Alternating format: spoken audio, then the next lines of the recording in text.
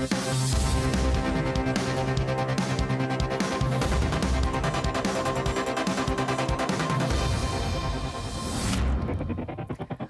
to The Business. I'm Catherine Robinson. Coming up on the program, shareholder windfall.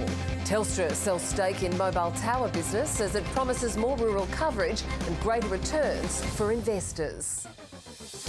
A combination of more capacity, more coverage and more resilience. And we just know how important connectivity is for people in regional rural Australia.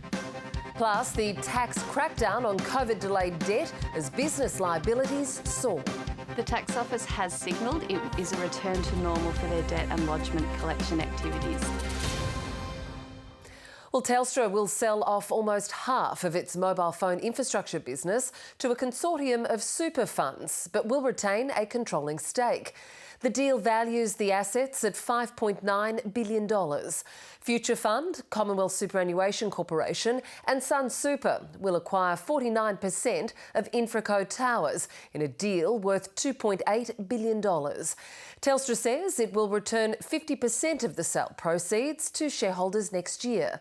The telecommunications giant is also promising to invest an extra $75 million to increase connectivity in regional Australia. Telstra boss Andy Penn explains why he was drawn to the deal. Well, I think a combination of things. I mean, firstly, just the quality of the partnership. We've got the Future Fund, Commonwealth Superannuation Corporation, Sun Super, and managed by Morrison. So, great partners. Secondly, a very compelling price, 28 times EBITDA multiple. Is a very attractive price, particularly when you take into account it doesn't require us to incorporate any debt into the structure for us, and also because it's for a minority stake as compared with a majority stake. And I think thirdly and finally, the Future Fund understand how important it was for us to continue to maintain and build on our network leadership, and were prepared to work with us to set this structure up in a way which achieves that.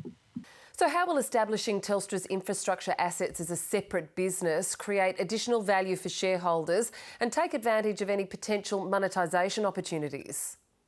Well, when we launched our T22 program, which is what we call our current sort of strategic program back in 2018, one of the things that we said that we would do was set up our infrastructure business as a standalone business to recognise both the value of these types of assets, but also to bring a harder commercial edge to how we manage them, and also finally to create optionality for the future to maximise value for shareholders. And we've achieved exactly that. We've created the transparency over the assets so our investors can see what we've got, because previously they were sort of incorporated into our broader telco business. We have brought a harder commercial edge under the leadership of Brendan Riley, one of my colleagues who's the CEO of Infraco. And of course, this is just a great example of how we've been able to monetise to create value for shareholders.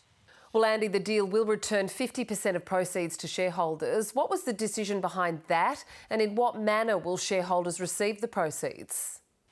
Well, we're currently working through the assessment of the various different ways in which we can return the money to shareholders. And so we will be more specific about exactly the mechanism by which we will do that when we announce our results in mid-August.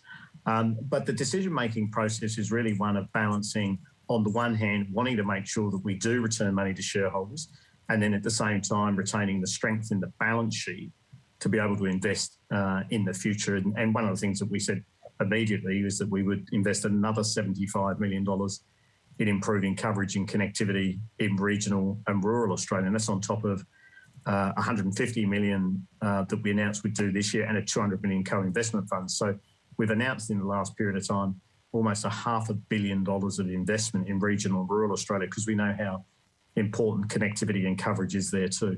Andy, there's been a suggestion that the sale could allow for competitors to greater utilise tower infrastructure and enhance competition in regional areas. Is there a competitive risk moving forward?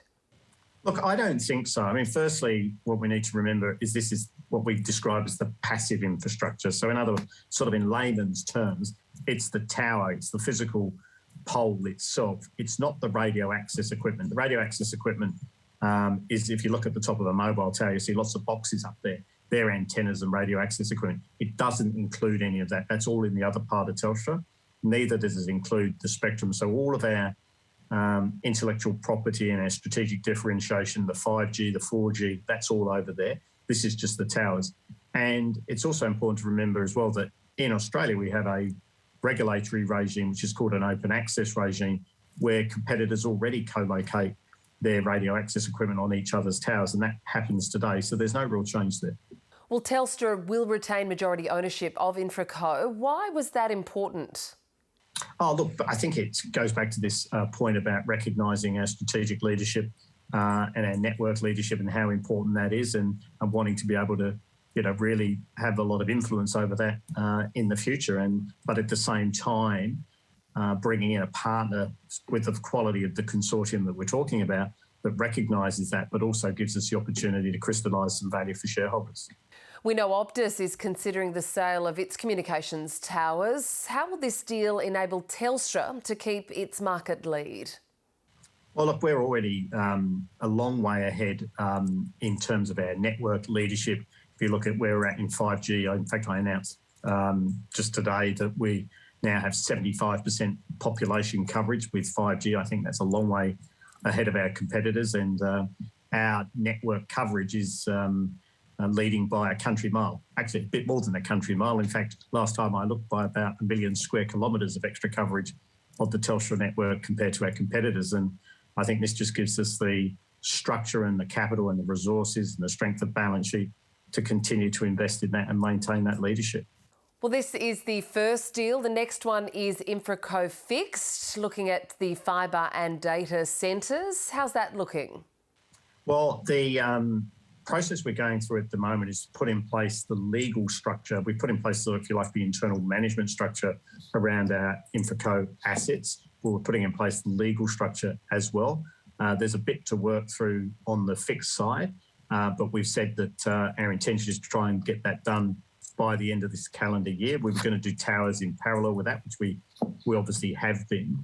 And, we continue to remain on track to do that. There's a lot of stakeholders that we need to engage with to make sure that we take them along on the journey. But I actually think today's announcement will be helpful in that regard, because it will sort of brings to life, if you like, it takes from a sort of conceptual idea to the reality of what a deal like this looks like, who the types of partners are, the type of structure that we have in place. And I think that will give stakeholders a lot of comfort and, help us move this forward through to the end of the year so we can get that structure in place. Andy Penn, thanks for your time. Thank you so much. To markets, and as we close out the financial year, the All Ords has rallied more than 26% in 12 months. The benchmark lost momentum to end about 0.25% higher for today. The top 200 gained slightly less. And the Aussie dollar is buying a bit over 75 US cents. Roger Montgomery from Montgomery Investment Management joined me. So Roger, first off, how did the market respond to the Telstra deal? Well, with the share price up 4.5% or thereabouts, the market clearly was pleasantly surprised with the price that Telstra received and shareholders received for the 49% sale of the towers. It is the end of financial year, Roger. What do you expect the key investment trends to be in financial year 2022? Well, I think there's three. I think there are the structural growth stories, those companies that are going to grow irrespective of what happens with respect to COVID and the rate of economic growth or the slowdown of economic growth. The second theme will be income. Income's going to be in huge demand, as we've just talked about with respect to Telstra. Demand for assets producing reliable and boring income streams will be highly prized. And the third one, of course, is the reopening trade. And I do believe that there are some pretty interesting stories in the travel sector that will benefit once we do reopen. So, Roger, you seem quite bullish on all of this. Why is that? I think that the inflation scare will be temporary, and following any inflation surprise, we're going to see lower levels of inflation. And the reason why is I think wages growth long term will be under pressure. We're not going to see significant increases in wages simply because of the lower level of unionised labour and also the massive spending on IT, technology and automation that's been occurring during COVID. That's continued apace. We haven't been talking about it, but when we've got the luxury of being able to talk about something other than COVID COVID, we're going to find that that narrative will continue. And so I do believe there won't be pressure on inflation from wages, and so interest rates will remain low. And that's why I'm really bullish on equities and most asset classes for another 12 months. Roger, we know that many states are currently in lockdown. Have you been able to quantify what that will cost the economy? Well, Sydney itself is in lockdown for possibly 2 weeks, and if that isn't extended, the contribution just from Sydney's lockdown will be about 0.1% of GDP. We've been very fortunate that we haven't succumbed to the deaths and hospitalisations that we've seen elsewhere in the world, but the fact is that our vaccination take-up is pretty slow, and so we're probably going to have the fear of further lockdowns with us for some time yet. So while the economy is impacted immediately, it could be impacted again over the next 3 to 6 months. Roger Montgomery, thanks for your time. A pleasure. Well, as 30 June rolls around, it's been revealed undisputed tax debts are up a whopping 78% in the last 4 years, according to a report released today by the Inspector General. The pandemic has affected taxpayers' ability to pay, with increases in collectible debt and a fall in the timeliness of payments. But the report also found small business debt was rising before COVID-19 emerged, growing by $5 billion in 2019-2020. Eleanor Kapsidis, Senior Manager of Tax Policy at CPA Australia, says the rising debt is a problem for both the government and the ATO.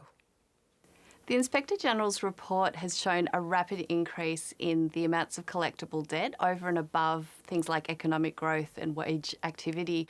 Obviously, the last year with COVID-19 has had a huge impact on a lot of businesses in particular, and this report does only go to the 30th of June 2020, so we're only just starting to see the impacts of COVID on tax debt levels. There's $34 billion of collectible debt, so that is debt that is not disputed. So it's not coming out of audits or where the matter is in court.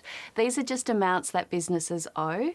Of that amount, small businesses account for 60% of that, which is historically consistent, so they have always been around that level.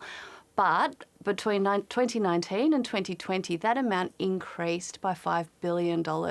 So what do you expect you'll see in this last year with respect to business debt? So today's the 30th of June 2021, and we'll look forward to the figures that come out. We would expect a further increase as a result of a lot of the disruption over the past 12 months. But having said that, Australia did come through the COVID crisis quite strongly, so we'd expect that in certain industries and geographic regions, the debt levels should have returned to pre-COVID levels. Well, Eleanor, small business debt was growing before the pandemic. It was up around $5 billion between financial year 2019-2020. Why is that? So just because of COVID, a lot of what we heard was that small businesses were storing up their cash. They were hoarding it a bit because of the uncertainty. So when you look at the 30th of June 2020 dollar amounts, we suspect that there's a bit of hoarding going on, and that once there was a bit more certainty, those businesses would have started to pay again. COVID was a really disruptive experience. So what we would expect is that for some businesses, they've returned to normal, but for others, they're still struggling to manage their cash flow, and they're not engaging with the tax office. So for example, for small businesses, only 13% of their debts are under a payment arrangement, which means that there's a lot of businesses turning away from their obligations and perhaps hoping things will get better. And what we think is that they really need to speak to their advisors, speak to a tax agent and get these debts sorted out. So I guess that's how you're suggesting businesses should approach this debt. But how do you think the tax office will be approaching this debt and indeed the collection of it this year? The tax office has signalled it is a return to normal for their debt and lodgement collection activities. So what they mean is that they want people to lodge their tax returns, so to report the liabilities and have them on the accounts, and indicated that they'll work with taxpayers to enter into payment arrangements if they're finding it difficult to pay. The thing with the tax office is that they have a lot of powers in this space, and while they have let up on the garnishee notices and really aggressive actions in a lot of situations, they are taking a more engagement approach. So if you hear from them, it's really important that you respond. Otherwise, it can go all the way up to director penalty notices or even insolvency action. Eleanor Kapsidis, thanks for joining us on The Business. Thank you for having me. And that's all from The Business. I'm Catherine Robinson. Thanks for your company. Good night.